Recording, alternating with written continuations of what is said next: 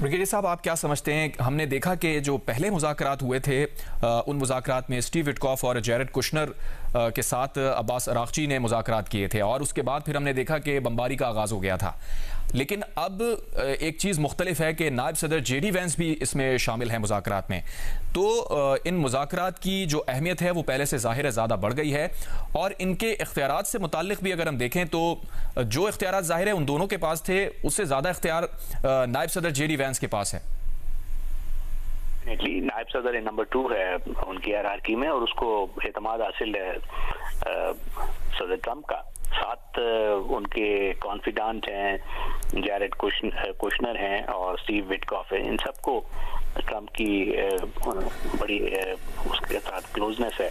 तो ये तो इसमें कोई शक वाली बात नहीं है कि हाईएस्ट पॉसिबल फोरम जिस पे ये डिस्कस होगा।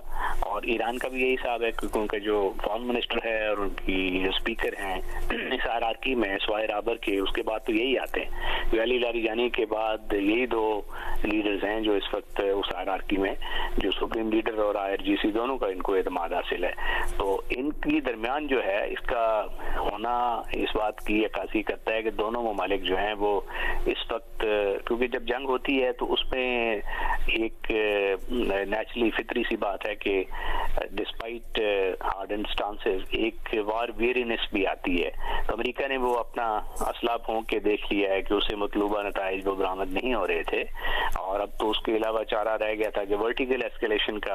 और वर्टिकल एस्केलेशन में तो बात न्यूक्लियर तक पहुंचती है जो कि एक बहुत ही मुश्किल फैसला है जिस पे चीन और रूस का भी एक रद्द-ए-अमल आ सकता था। तो इसलिए मेरा ख्याल है कि उधर से भी डिजायर है और इधर से भी ईरान चूंकि उसको बहुत नुकसान हुआ है, वो जंग जारी रखना, पीस की तरफ जाना उसके अपने मुफाद में है। तो इसलिए इन दोनों का जो कुछ इश्यूज पे एस्केलेट करना, सीज फायर, आपने हुर्मुज में सी कॉमर्स की रवानी करना, इस पे ये बातचीत बिल्कुल ये इनिशियल फेज में ही कोई ना कोई इस पे ब्रेक थ्रू हो सकती है।